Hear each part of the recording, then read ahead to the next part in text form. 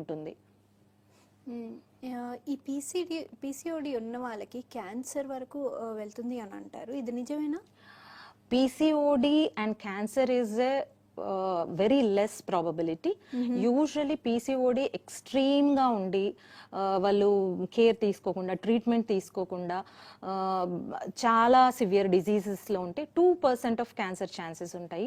But most of the time I mean they will have an awareness and they will consult the gynaecologist and treatment options ఉంటాయి కాబట్టి. But if ఒకవేళ వాళ్ళ cooperate చేయకుండా treatment తీసుకోకపోతే 2% cancer chances కూడా ఉంటాయి. Again alcoholic and smoking, ఇది ఎంత అగ్రివేట్ చేస్తుంది?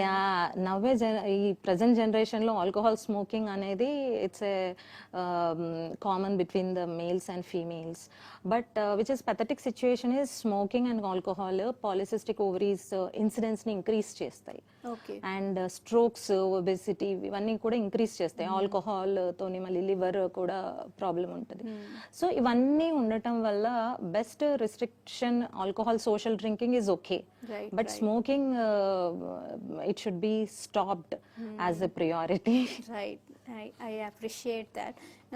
ఇంకోటి, ఈ పీసీఓడి వాళ్ళకి కామన్గా కనిపించే ప్రాబ్లం ఒబేసిటీ. వాళ్ళు అంటే ఒబేసిటీ వాళ్ళకి డెఫిషియన్సీ ఉంది అండ్ బాడీలో డెఫిషియన్సీ ఉంది అని అనడానికి లేదు, ఎందుకంటే దే హ్యావ్ ఆల్రెడీ టేకెన్ హ్యూమచ్, అందుకనే ఒబేసిటీ వచ్చింది. మరి వాళ్ళకి పీసీఓడి ఎందుకు వస్తుంది?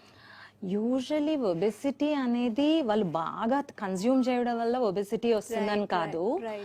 యూజువలీ ఏంటి అంటే వాళ్ళకి ఎపిటైట్ సప్రెసర్, ఆ జీన్స్ ఏవైతే ఎక్స్ప్రెసివ్ జీన్స్ అవి రిసెప్టార్స్ ఉంటాయో వాళ్ళకి ఆ ఎపిటైట్ అనేది ఎక్కువ తినే వరకు కూడా సాటిస్ఫై అవ్వదు అనమాట.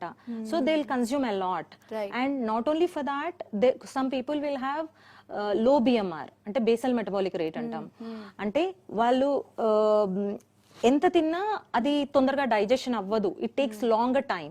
సో ఆ ఎనర్జీ వాళ్ళకి అంటే ఇప్పుడు మనం ఒక రౌండ్ ఆఫ్ సైక్లింగ్ చేయడానికి ఒక 10 calories కావాల్సి వస్తే ఒక 1 hour లో నార్మల్ ఇండివిజువల్ కి అవసరం అయితే, కొందరికి ఏంటి అంటే వాళ్ళకి అంతే ఫుడ్ ఇచ్చినా 10 calories కాదు, ఇంకా తక్కువ 5 calories.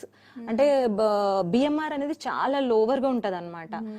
వాళ్ళకి ఎక్కువ క్యాలరీస్ ప్రొడ్యూస్ అవ్వవు, చాలా అంటే ఎక్కువ క్యాలరీస్ కన్సంప్షన్ చేసుకోలేరు అట్లా. సో అట్లా అవ్వటం వల్ల ఏమవుతుంది అని అంటే ఇంకా obesity is not only it is also a genetic disease. Only over feeding వల్ల కొంతవరకు వస్తాయి, but apart from the over feeding some genetic tendency కూడా ఉంటుంది. అంటే హైపర్ ట్రైగ్లిసరిడీమియాస్, లిపిడ్ ప్రొఫైల్స్ ఎక్కువగా ఉంటాము, అట్లాంటి వాటి వల్ల కూడా ఒబెసిటీ అనేది వస్తుంది. అయితే ఈ ఒబెసిటీని ఎప్పుడైతే పర్ఫెక్ట్గా మేనేజ్ చేస్తామో అప్పుడు ఈ పీసీఓఎస్, ఈ కాంప్లికేషన్స్ నుంచి కూడా కాపాడుకోవచ్చు.